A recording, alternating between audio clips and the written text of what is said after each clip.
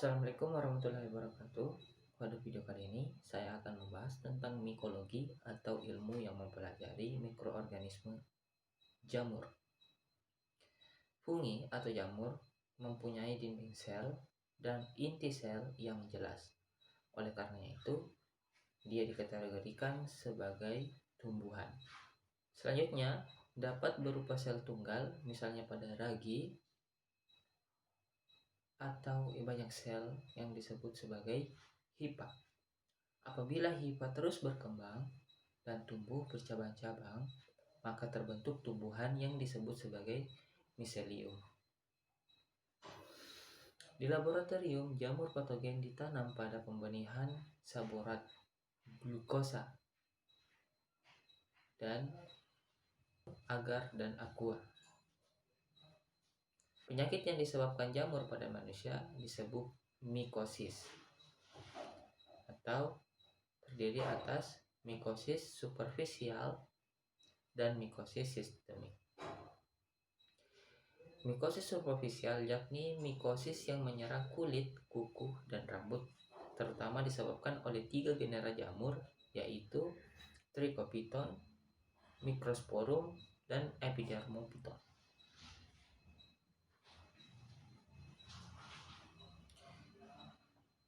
Pertama, penyakit Tinea capitis atau merupakan infeksi jamur yang menyerang stratum corneum kulit kepala dan rambut kepala. Penyakit ini disebabkan oleh genus Microsporum dan Trichopiton seperti Microsporum audioni, Microsporum canis, Trichopiton metagrophytes, dan Trichopiton sulphureum. Gejala penyakit ini yaitu rambut yang terkena dampak kusam, mudah patah, dan tinggal potongan rambut pendek-pendek pada daerah yang botak.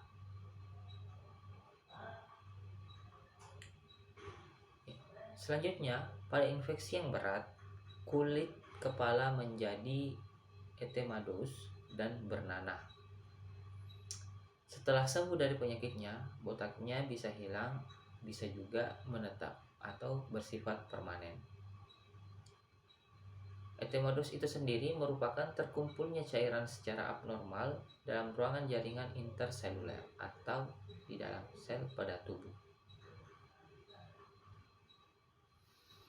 Bahan untuk memeriksa yaitu berupa rambut dan kerokan lesi yang terinfeksi untuk dilihat di mikroskop dan ditanam pada pembenihan agar kita dapat mengidentifikasi mikroorganisme yang menyebabkan penyakit tersebut.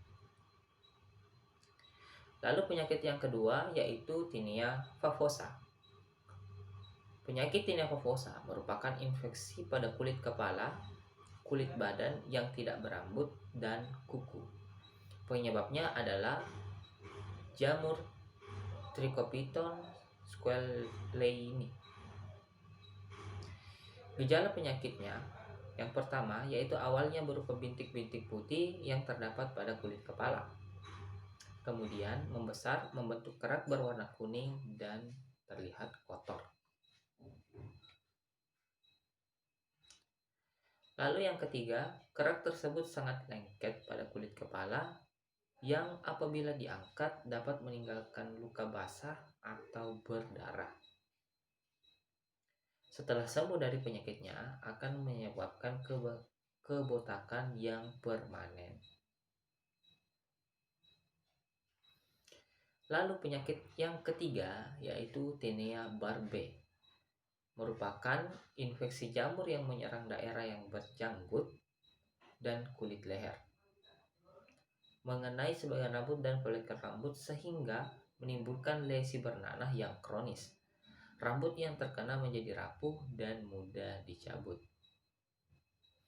Penyakit ini disebabkan oleh Trichopiton metagrophytes, Trichopiton rubrum, Trichopiton violaceum, dan Microsporum canis. Pencegahannya yang pertama dapat kita dengan menghindari penggunaan alat cukur secara bersama. Lalu yang kedua, pada saat mencukur di salon, mintalah alat cukur yang baru. Lalu yang ketiga, anjurkan tukang cukur untuk membersihkan alat cukur dengan disinfektan setiap habis mencukur.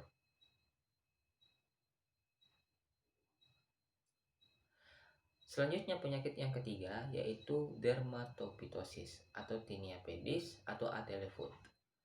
Penyakit ini merupakan penyakit infeksi jamur superficial yang kronis. Targetnya yaitu kulit, terutama kulit di sela-sela jari. Penyakit ini disebabkan oleh Trichopiton mentagrophytes, Trichopiton purpureum, Trichopiton violaceo, dan Trichopiton tonsurans. Kadang-kadang pula disebabkan oleh Epidermophyton populosum dan Candida albicans.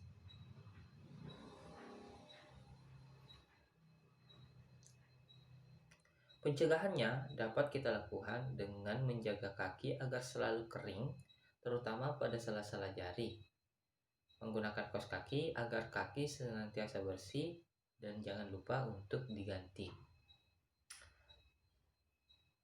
Lalu penyakit yang kelima yaitu tinea cruris yang merupakan mikosis superficial yang mengenai bagian paha. Pada kasus yang berat dapat pula mengenai kulit sekitarnya daerah skrotum, perut, ketiak, dan perineum. Perineum itu sendiri merupakan daerah antara dua belah paha. Pada laki-laki dibatasi oleh skrotum dan anus, sedangkan pada wanita dibatasi oleh vulva dan anus. Penyebabnya adalah jamur Epidermophyton floccosum atau Trichopiton sp.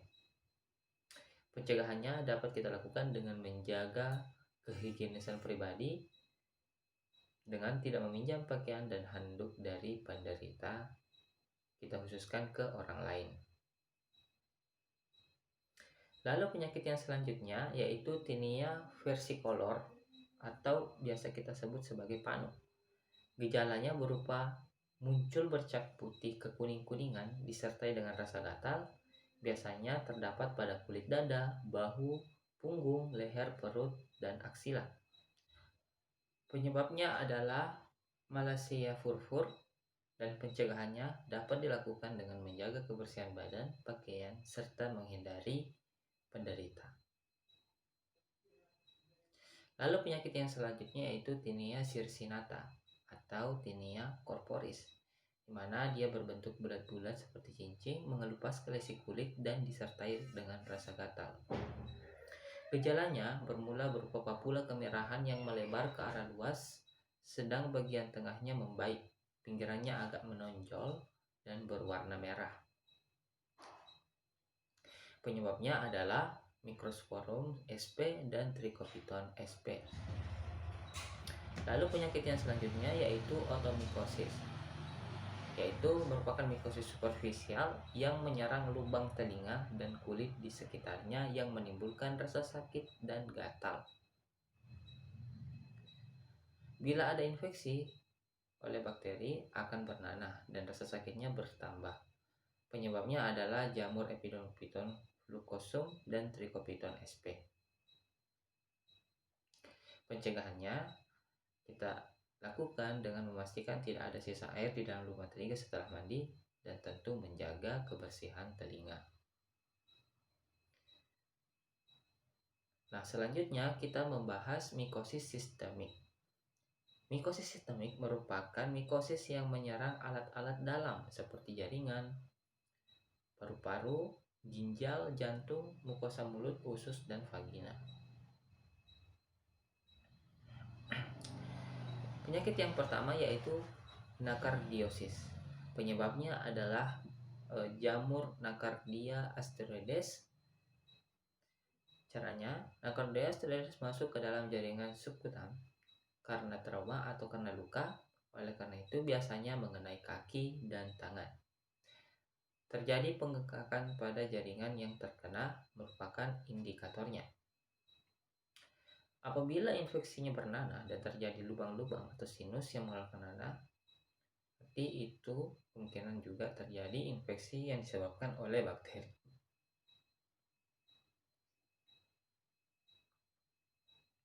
Apabila jamurnya masuk ke dalam darah, dapat menyerang organ-organ lainnya, misalnya otak dan paru-paru.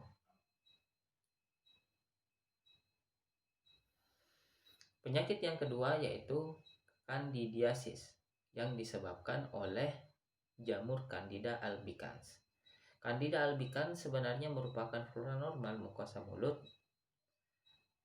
oropharynx, dan trakus gastrointestinal. Namun infeksinya terjadi karena adanya faktor predisposisi, misalnya diabetes, AIDS, daerah kulit yang lembab, dan obesitas.